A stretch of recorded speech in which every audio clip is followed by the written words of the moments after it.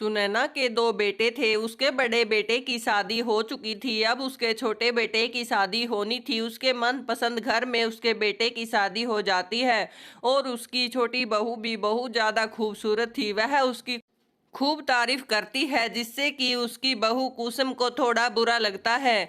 वह अपनी बहू से कहती है कि बेटा अच्छा सा खाना बना ले, आज कल हम दाल रोटी खा के उब चुके हैं। उसे खाना बनाने का बहुत ज़्यादा शौक था और वह पल भर में ही बहुत सारा खाना बना के ले आती है, जिसमें पूरी, हलवा, दो तीन तरह की सब्जी, जिसे देख के सभी खुश होते हैं और खूब तारीफें करते हैं क्योंकि स्वाद भी बहुत ज़्यादा था। कुसुम उसकी ये तारीफें सुनकर थोड़ा सा उससे जलने लग जाती है। वह ऐसे ही हर रोज अलग अलग पकवान बनाती और अपनी सास को खुश करने में लगी रहती। कभी गुजराती थाली, कभी इडली डोसा, कभी चाइनीज। तो उसकी सास खा खा के बहुत तारीफ करती थी उसकी। वहीं दूसरी बहू थोड़ा बहुत जलने लग जाती है कि सास सिर्फ उसकी ही तारीफ कर रही है। पायल को खाना बनाने का इतना शौक था कि वह हर वक्त कुछ ना कुछ नया सोचती रहती थी। एक दिन उसकी जेठानी उसे कहती है कि तू तो खाना बना के आ जाती है, रसोई में इतने सारे ढेर लग जाते हैं बर्तन के, जिसे धोने में मुझे 2 घंटे लग जाते हैं। आज से मैं खाना बनाऊंगी और तुम बर्तन साफ करोगी। लेकिन उसकी सास उसे आके मना कर देती है कि उसको तो सिर्फ छोटी बहू का ही खाना पसंद है। वह बेचारी ऐसे ही खड़ी रह जाती है और उसकी सास छोटी बहू की तारीफ करती है और उसे खाना बनाने की बोलती है और कुसुम से कहती है कि तू घर की सफाई और बर्तन का देख ले।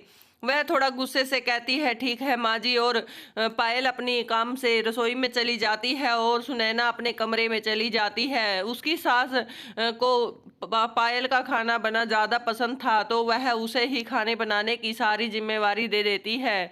ऐसे ही दिन बीतते जाते हैं और पायल अलग अलग प्रकार के खाने बनाती जाती है। एक दिन जब वह सुबह में बहुत सारा नाश्ता बना देती है तो उसके ससुर जी कहते हैं बेटा अगर हम इतना ही हर रोज खाएंगे तो एक न एक दिन हम मोटे हो जाएंगे और बीमार भी हो जाएंगे। ज्यादा खाना खाना भी सेहत के लिए हानिकारक होता है। लेकिन उसकी सास बोलती है कि क्या हुआ, तुम देख लो, तुम खा लो थोड़ा, मुझे तो खाने दो, इतना स्वादिष्ट खाना बना हुआ है। तभी वह अपने ससुर जी को रसोई के सामान की लिस्ट पकड़ा देती है, जिसमें इतना सारा सामान लिखा था कि क्या ही कहने। उसके नीचे उस सभी का प्राइस भी लिखा था कि 50,000 का सामान आएगा।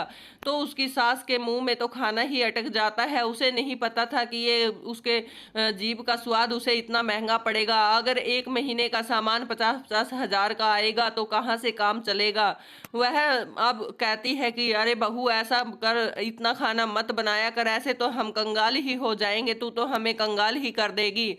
इतना खाना बनाने की जरूरत नहीं है, सादा सिंपल थोड़ा सा ही खाना बना लिया करो, क्योंकि जितनी भूख होती है उतना ही खाना चाहिए। ज्यादा खाएंगे तो हम एक ना एक दिन बीमार हो जाएंगे। बड़ी बहू को भी इस बात से बहुत खुशी होती है कि अब उनकी समझ में आ गया था कि हर रोज इतने पकवान बनाने भी कुछ अच्छी बात नहीं है, जिससे कि घर का बजट ही हिल जाए। अब वह सुनैना और दोनों पायल खाना मिलकर बनाती और नॉर्मल सा ही खाना बनाती थी।